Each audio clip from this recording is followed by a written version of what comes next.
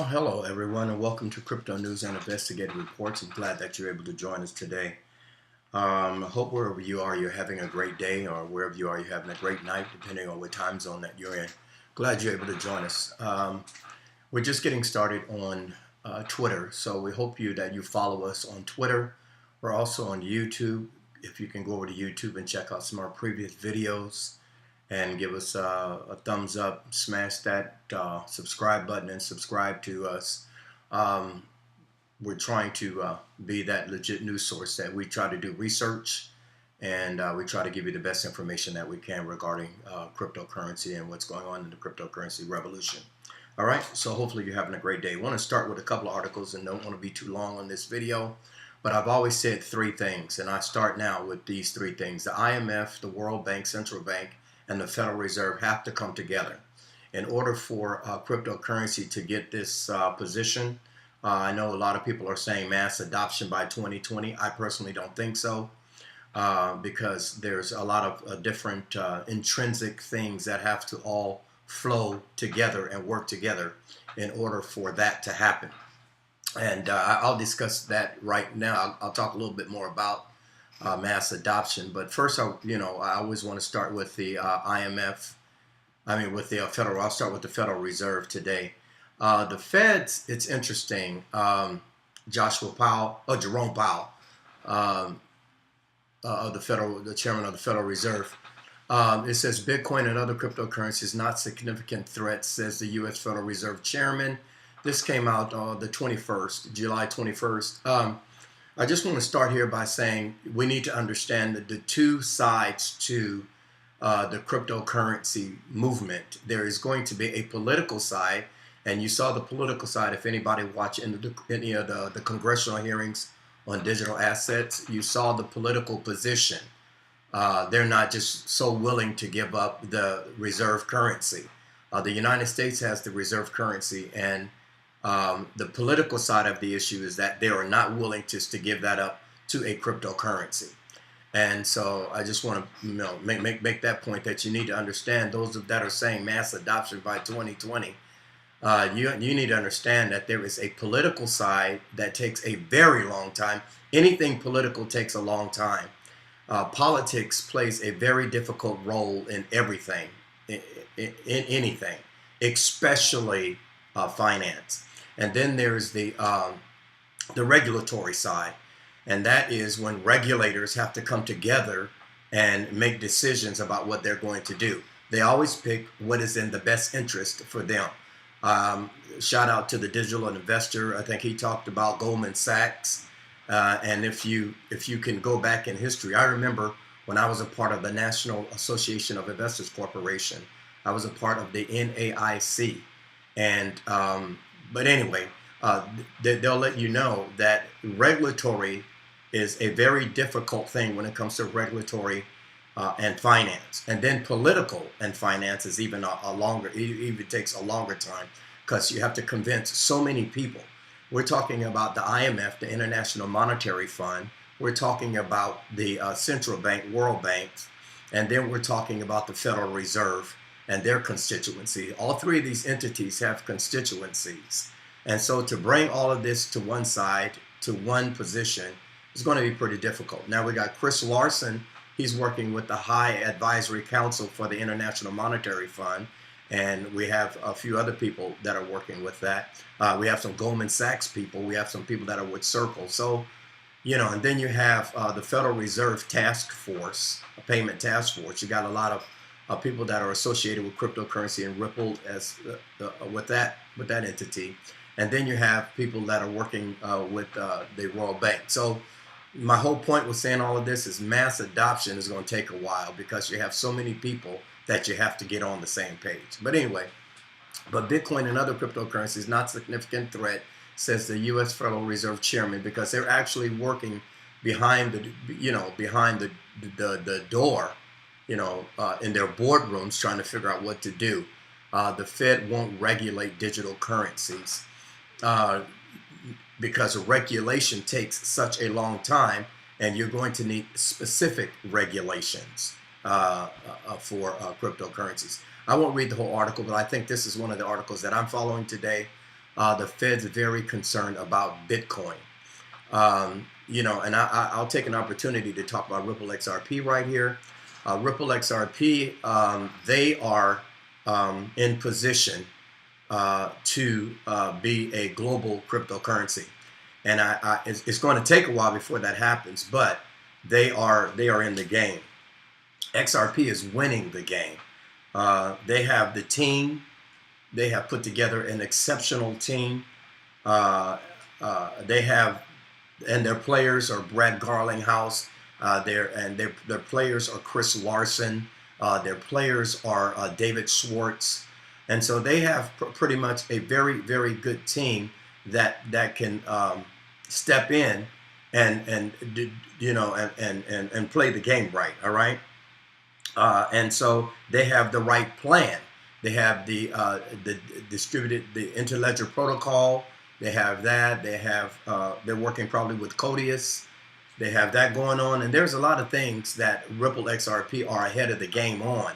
And so anybody that's in a global adoption position, Bitcoin is not in that position. I mean, they are still very slow. They take a lot of time to process, and they don't have the suite of things that Ripple XRP does. So Bitcoin, it says right here, the Fed's very concerned about Bitcoin. That's not who the Federal Reserve is really in support of.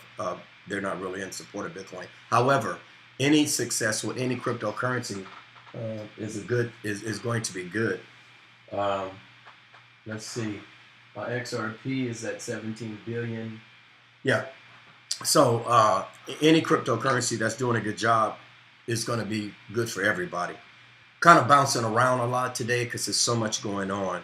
The next thing is I talked about having to understand politics and regulations. I jumped ahead of myself on that, but that was another point that I wanted to make today, is that you have to understand regulation side of cryptocurrency, and you have to understand the political side of cryptocurrency when you're talking the Federal Reserve, when you're talking finance. All right. So this is the Federal Reserve, the big three, the Federal Reserve. The second part, let me see what we got here. Come back. Oh, this came out.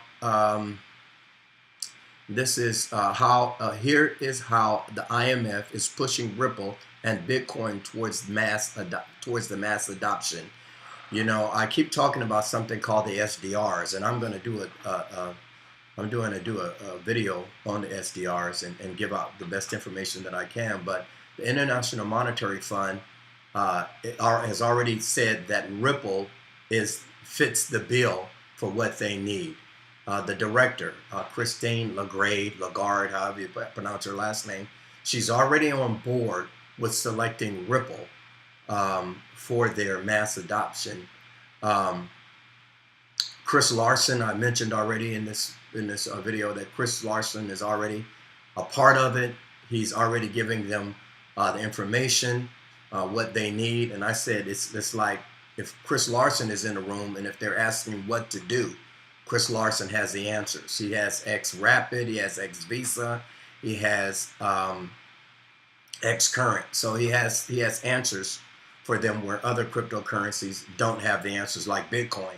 They don't really have the answers. So here is how the IMF is pushing Ripple and Bitcoin towards the mass adoption. And so this is a very good article that I'm following today, and I'm reading more and more on it.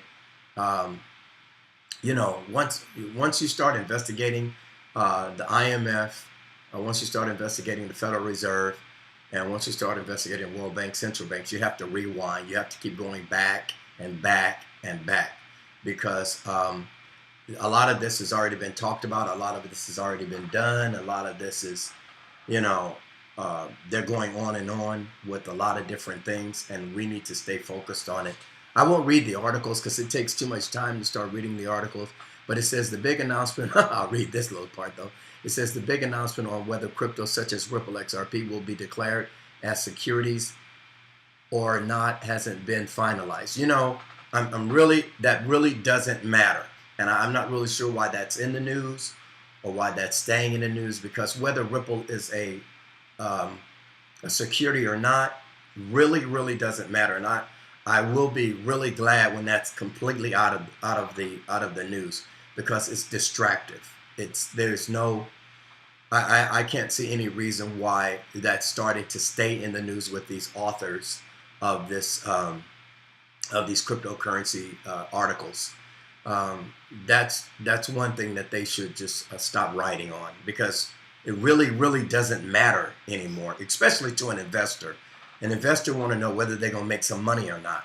That's all that really matters to investors. And so maybe on a super high level, maybe not to a retail investor, but maybe to a an institutionalized investor or something, maybe they really want to know about whether it's a security or not. But that's an exhausted conversation. And, Brad Garlinghouse has already said it's not a security. So anyway, so much of that. But that's the IMF, the IMF articles. So, you got these are the big ones: the Federal Reserve, your IMF articles, and then what we have is, let me see, what was this one? Oh, your central bank, yeah. The big three: the IMF, the central bank, World Bank, and the Federal Reserve. So the Federal Reserve is getting on board with it. The IMF is getting on board with it. And this article is: could the Central Bank of New Zealand, of Zealand and Austria adopt Ripple XRP soon? Is that Australia? Austria? Austra. Austria. Anyway, blah. All right. Nevertheless, it's important. It says today the central banks of Australia and New Zealand made some interesting insights into blockchains and cryptocurrencies. While they are positive about cryptocurrencies, they hold the view that Bitcoin is inefficient and may not be ideal for their operations, which is something you saw on the article, is that you can rest assured that they are not supporting Bitcoin. The big three, the International Monetary Fund, the Federal Reserve, World Banks, central banks, they are not in favor of having Bitcoin as that global currency. They are much more in favor of having Ripple XRP because it fits the bill.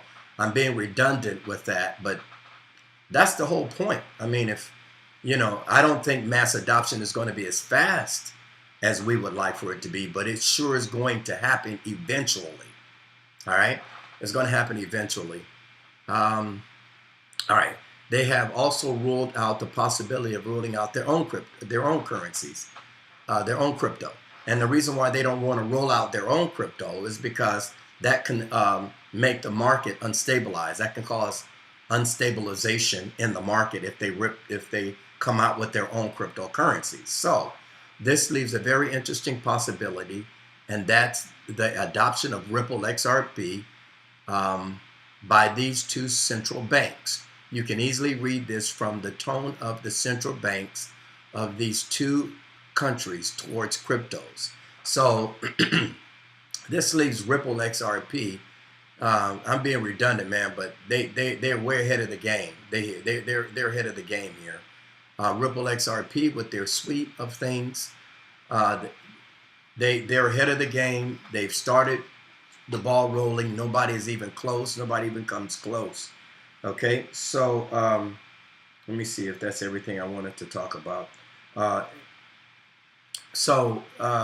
Just hold your be patient. Hold your Ripple XRP, but just remember my point today is saying that there's a regulatory side and there's a political side, and you're going to have to be patient on both sides of those issues. Oh, and the last thing I wanted to talk about real quick is this the guys that got turned down? Yeah, rejection aside, calls for Bitcoin ETFs are only escalating. All right, now this is primarily for your big money people. The ETFs, your option, your ETFs, your futures, your ICOs, things like that. Those are for your big time investors. The ETFs, they want to make sure that their money is secure. They want to make sure that they can that they have some kind of insurance, some kind of regulation that covers them. And so these ETF people, even though they were turned down, those two guys, whatever their names are, those brothers, even though they were turned down, somebody's going to get this approved. Eventually, the ETFs, they're going to stop rejecting the calls for Bitcoin ETFs, and they're going to accept it. That's my prediction. I see that eventually they are going to accept it. So anyway, this video is kind of long. It's a lot going on. Just once again, stay tuned. I'm gonna leave it at that today. I can keep talking about this particular issue on and on and on. But at Crypto News and Investigative Reports, we're going to continue to follow it. We're going to try to get more clarification on some of these things, and we're going to try to keep you posted on what we have. Once again, follow us on Twitter, Crypto News and Investigative Reports, CNIR, on that, and then go over to our YouTube page and continue to follow us on YouTube. And we want to give you a thank you very much, and we'll talk to you soon. Have a great day.